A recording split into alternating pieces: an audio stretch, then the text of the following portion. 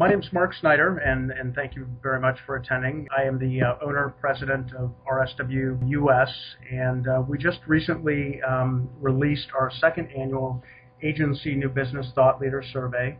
6 industry thought leaders posed questions across a variety of industry trends for agencies to answer. We had over 260 agency principals respond to the survey. One of the thought leader panelists is Baer, who we are talking with today. Hello, Jay. Howdy. Jay is a hype-free social media and marketing keynote speaker, best-selling author, and consultant. He speaks about 50 times each year to groups around the world for audiences as large as 6,000 people. Jay has started 5 companies and consulted for 31 of the Fortune 500, which is quite impressive. His blog is rated as the #1 content marketing blog in the world. #1, there you go. I did a foam finger for this segment. And he's the author of 4 books, including the New York Times bestseller, Utility, Why Smart Marketing is About Help and Not Hype. Jay can be reached via his site at www.convinceandconvert.com. And Jay, thank you very much for taking some time here to talk with me about this year's Thought Leader Survey. And as before, really appreciate you making the time because I know you're one busy guy. Oh, my pleasure. Thanks very much. I love the survey, and it's just remarkable to me that you can get, having been in the agency business a long time myself, that you can get 260 agency principals to do anything, even breathe the same air is remarkable. Right so there. to get them to complete a survey, I think, this is just like we just drop the mic and walk off. So well done, sir. There you go. There you go. Well, listen, I do appreciate the time you're giving me today. You've obviously consulted with companies in a lot of different industries on their and agencies. Digital. A lot of our clients are agencies also. Absolutely. Yep. On digital marketing strategies, including organizations on the corporate side as diverse as Walmart, Caterpillar, Allstate, Dole, and among others. And I'm just curious, given you've got perspective on both sides of the fence, both the client side and the agency side, do you see how do digital challenges facing marketing agencies compare to those that you've seen across other industries that you deal with?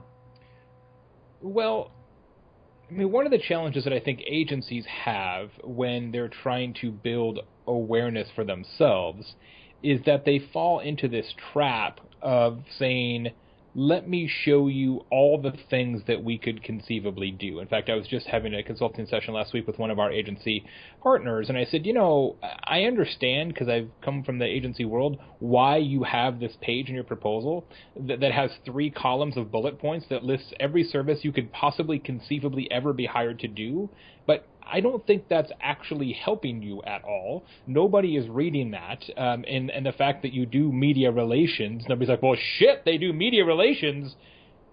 Here's my money, right? So agencies, to put it more plainly, agencies are typically afraid to focus. And there's some great research and commentary in this year's Thought Leaders Survey about that point. My friend Michael Gass talks about it. There's other people who are on the influencer side who talk about it in this year's survey, and I could not agree more. What I try to espouse is, find the 3 to 5 things that your agency does that is disproportionately good at, right? And that is, those things exist in every agency. Yeah, I know you could conceivably do these 32 things, but let's get real here and talk about the 3 to 5 things that you're better at than your competitors. And let's talk about those things over and over. That doesn't mean you wouldn't do the other things, but when you're talking about marketing and a positioning and being known for something, you've gotta narrow it down. Now, one of the things that's challenging about that, Mark, that I've experienced myself, is that when you do that as an agency and you say, look, we're going to focus on these 3 to 5 things, we're going to write blog posts about it, we're going to talk about it, we're going to position ourselves, individuals in the agency whose job function requires them to do the other 28 things that you're not talking about all of a sudden feel like, well, wait a second, does this mean I'm not important? My service that I provide to our clients isn't important? And so you've got to do some internal hand-holding to make sure people don't freak out. Sure. What do you think outside of that prevents an agency from focusing efforts? Is there a fear factor that they're going to lose opportunities, or what? I think it's a few things. One, it's not necessarily knowing what they are disproportionately good at. I think that sometimes happens. I think it's the thought that if you're narrow, that means you can't sell these other services, and therefore you are leaving money on the table.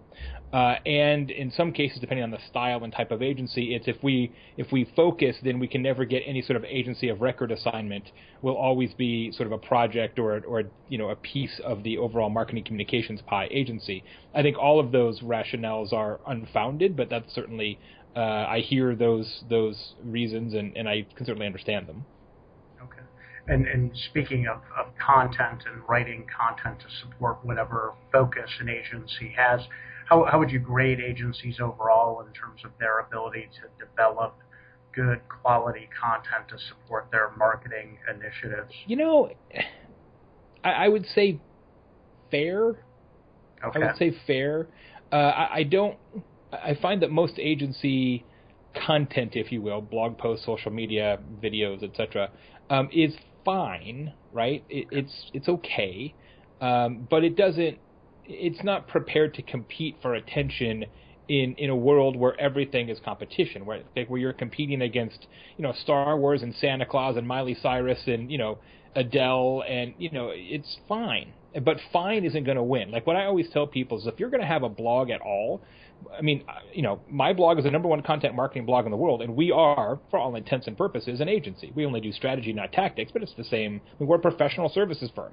But the reason we've been successful with it is that I said from the very first day, the only way this is going to work is if we have enough content and sharp enough content that this blog becomes some people's favorite blog in the entire world. And we're fortunate that our blog is many people's favorite blog in the world. But that's how you have to think about it. It can't just be, we had, Jane on the creative team write this blog post about, whatever. You're competing for attention against hundreds and thousands and tens of thousands of other people who are creating content. So it's got to be more than fine, right? It has to take a strong position at some level. And so most agency blogs, I think, just don't meet that standard. It's okay. Yeah, right, exactly. Well, in our survey, the first question you posed was, does your agency have an active blog? Yeah.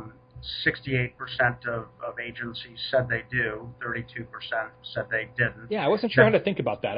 When I saw those results, I was like, okay, does that surprise me or does that not surprise me? And I had a hard time kind of piecing that together. And I think it kind of surprises me that more don't, because we're talking about a third, right? So you take 3 agencies, 2 have a blog and 1 has no blog at all. And that does kind of surprise me a little bit, I think. Yeah. I mean, I wonder. We asked about active blogs. Yeah. Maybe. Well, yes. There's probably some ghost blogs out there. Yeah. Right, that haven't been updated in years. So those agencies who are blogging, you could see different stories depending on where you slice the data. 34% of agencies said they blog twice a month. If you look at agencies blogging 2 times a month or more, that's 81% of the respondents. But if you look at it from a standpoint of 2 times a month or less, half of the respondents fall into that camp. Yeah. What's your counsel on blogging frequency? Do agencies gain blogging, less than twice a month? Is there, or should they really be doing it with greater frequency? Is it really a function of sort of the content and, as you said, the sharpness and focus of the content? I think it depends on what your overall strategic rationale is for creating content like that to begin with. Okay. If the reason that you have a blog is to assist with new business efforts, right? To either put you on the radar of people, so it's the introduction to the firm, or people who maybe have heard of the firm, they read the blog on occasion, and it sort of builds some credibility and moves them down the consideration funnel, then I think you probably have to write more than that. You just have to have more chum in the water. If the rationale for your content creation efforts is to Make sure that the people who are already paying you, your existing clients, feel good about that decision and that you increase your renewal percentage and maybe grow existing accounts. I don't think you have to write as frequently. Now, I will tell you that most blogs don't think about that. They don't think about most agencies don't think of blogs as a source of client retention. I think it's a really good approach, but I don't see it very often. But again, you're competing against people like me, and we do 10 blog posts a week. Yeah. You know, we're doing 40 posts a month, and if you're going to do 2 a month, we're going to win. Yeah, right. Well, almost half of the respondents in the survey said that time available was the number one factor that limited their frequency of blogging. What counsel would you give an agency? I have counsel on this because I've lived this principle. So sure. It used to be that we used to publish 4 blog posts a week, and I wrote personally 4 blog posts a week. Okay. Then we went to 8 blog posts a week, and then 12, and then whatever. And each time we add blog posts, I write fewer of them. So I now write 1 a week out of 10. And our traffic is way higher now than when I wrote them all. So that might say something about me as a writer. But I think what it means, and what I counsel people, is just because it's the agency's blog doesn't mean the agency has to write all the content. We will literally publish 500 and something blog posts this year. And people who are part of my team, including me, will write fewer than 100 of them. So the owners of the agency, quote unquote, are creating 20% of the content. So don't think of it as your agency's blog. Think of it as a digital magazine that is of interest to a particular type of person. And the people who you employ are not the only people who can create content for that. This idea that people who carry our business card are the only ones who can write for us is a very limiting factor. Go find clients. Let clients write for the blog. Yeah. How do you control the content when it's coming from outside? Yeah, so we have a managing editor, just like you would in a newspaper, and she and I find guest contributors, and then she goes through every post that's submitted to us and says, it's good enough, or it's not quite good enough, fix this, or it's never going to be good enough, and we're not going to run that. Got it. Okay, makes a lot of sense. And suppliers, too. I mean, think about how many agency suppliers you have, whether it's partners who are in the printing industry or, digital specialist SEO firm that you work with on the side, or, all these other people that are sort of in the orbit of the agency. They are all potential sources of great content as well. Right. What would you advise, say, a supplier of an agency who's never written a blog? Where can good content come from? Yeah, I wouldn't necessarily write it as a blog. I mean, most of the people, I shouldn't say most, many people are incredibly great at their line of work, but they don't write. They don't want to write. And when you just say, write me a blog post, people are paralyzed by that, right? All they see is like a blinking cursor, and they're like, But every single one of those people who are experts in something can very easily answer a question, right? So do it like this. Do it on video. Call them and have them, ask them questions on the phone, and then take that audio file and transcribe it. The biggest problem with blogging is thinking that you have to write it first. We do a lot of videos on our site that we then transcribe into blog posts, and it works great. Okay. And in our survey, almost a third of respondents said those that had tried blogging hadn't really seen results. Yeah. What do you advise agencies that suggest that blogging isn't really working for them per se? Yeah, I think there's a couple of pieces to that. One, it's how do you define is it working, right? I find that most agencies don't have a very strong metrics package to think through, what is the real yield on this, as opposed to just, they might look at traffic or blog comments or something like that, but they're not really tracking it through. There are many who are using marketing automation tactics and things like that I saw in the results, which is great. That will allow you to probably track that efficacy a little bit better. But typically, if you're not seeing results from your blog, it's either because it's not focused enough, it's not good enough, or it's not frequent enough, or it's probably all of those. Right. With the world of content development just really growing at exponential rates, There's just a lot of clutter out there. Tons. It sounds like your advice to an agency in busting through that clutter is pick your points of difference. Yeah. Develop the content around that and stick with it. Yep. And that's what I'm hearing is that's the best avenue. It is. But I would also say, Mark, that maybe we're at a point where the blog or the content doesn't need to be on your site, right? Because people are not going to beat a path to your website, even in the best of times, probably. Right. But they're already spending time on LinkedIn or Medium or Facebook or Twitter or YouTube. So maybe it's a content initiative that actually exists within the framework of a site where potential clients are already spending time. So this idea that the blog has to be on your .com, maybe that's not the best approach. Maybe you could do really well with a lot of content on LinkedIn or Medium or something like that, or SlideShare is one that's very underutilized for agencies. So a content marketing strategy that puts your best foot forward and shows people what you can do as an agency doesn't just have to be a blog on your site. Yeah, fair. Okay. So your final question was about account-based marketing principles. The question was, does your agency utilize account-based marketing principles? And to be honest with you, this is the first time this concept has come up in one of our surveys.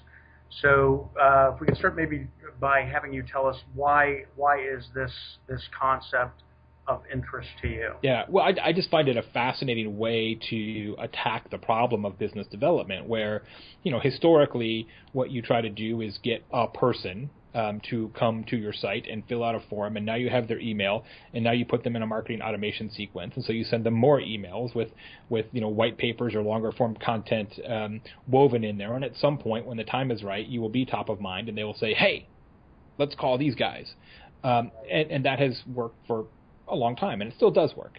But the account-based principle is that we're not so concerned about an individual at an organization. We're concerned about the organization. It is truly business to business in the classic sense. And so the idea in an account-based circumstance would be that you create content, that you do probably some paid advertising that's targeted, and some other tactics to reach as many people as you can across that entire organization. So one of the agencies that we used to work with did this with their blog, ironically, and they wrote blog posts one a week, and they wrote them about clients with which they wanted to work. They said, we really want to be the agency for this company, and here's why. We could do this, this, this, this, and this. Here's what they're doing wrong. And they just put it out there, and they ended up getting 3 huge new clients just by doing that. You can also do something like LinkedIn advertising, Facebook advertising, Twitter advertising to promote content of interest to a particular company, and you can target those ads only to people who work at that company.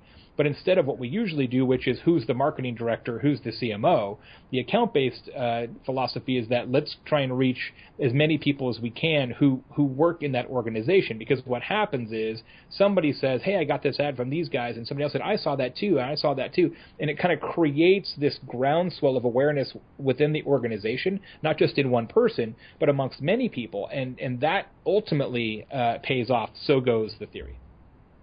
Yeah, it's funny you mentioned that, and when I first saw that in your line of questioning, I really wasn't sure what it was, and we're exploring similar concepts in our world as well, and I totally get it, and it makes a heck of a lot of sense. Curious, what percentage of agencies would you say in general that you come across? Very few. It's mostly software companies doing it now. Okay, interesting. That's why I wanted to ask it, though, because I was just really interested to see if people were starting to think that way. I believe it has a huge amount of potential for agencies, but you have, in order to do that, you sort of have to have a dedicated kind of biz dev content type function in the agency who can really kind of think it through, right? And that whole idea of treating the agency as a client, that's kind of how you'd have to go about it. Yep. Okay. And then finally, your advice. We asked for one piece of advice. Urge agencies to expand their content footprint, and in a client-centric, already deadline-pressed world, what recommendations do you offer agencies to ensure that this happens?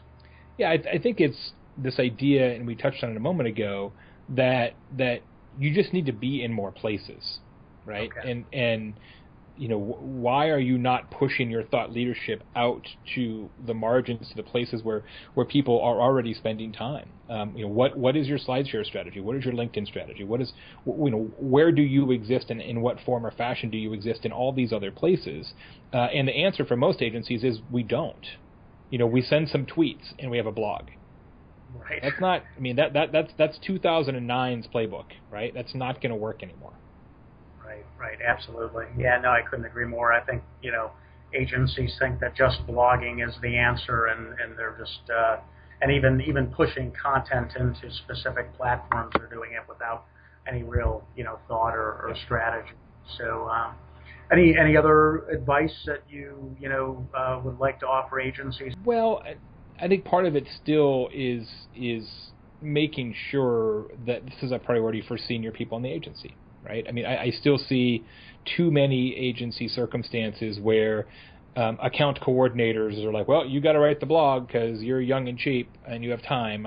And then how good is that blog post going to be? I mean, no offense to coordinators. There's a lot of smart young professionals out there. But if you're trying to create thought leadership that generates clients, that's not going to come from somebody who's right out of school. It's just unlikely that they're going to be able to put something on paper or on video or on audio or on anything that's going to ring the bell, right? So it's really, really hard. Like, I get it as an agency principal. Like, it's really hard to carve out that time. But if you're serious about using content as a business development tool, you have to. You can't delegate your brand. Yeah. Well, and I imagine that it sets an example for the rest of the agency. Also true. Yeah. The importance of it. So, well, good. Well, listen, Jay, really appreciate again you taking the time to speak today. As always, great insights and great perspective. You bring a lot of super experience to the table, and seen a lot more things than a lot of people have seen. So, really appreciate you sharing that with us today. So once again, just as a refresher, Jay is a hype-free social media and marketing keynote speaker, a best-selling author and consultant. He speaks about 50 times each year to groups around the world for audiences as large as 6,000 people. Jay started 5 companies, consulted for 31 of the Fortune 500. His blog is rated as the #1 content marketing blog in the world, and he's the author of 4 books, including the New York Times bestseller Utility, Why Smart Marketing is About Help, Not Hype. And Jay, if you want to let us know a few different ways we might be able to get in touch. ConvinceandConvert.com is the main site for our blog, and we now have in our firm soon to be 7 weekly podcasts that we're also producing. Another huge opportunity, I think, for professional services firms. So ConvinceandConvert.com is where we can get all of our stuff. I have a brand new book coming out soon called Hug Your Haters, and you can get more about that at hugyourhaters.com.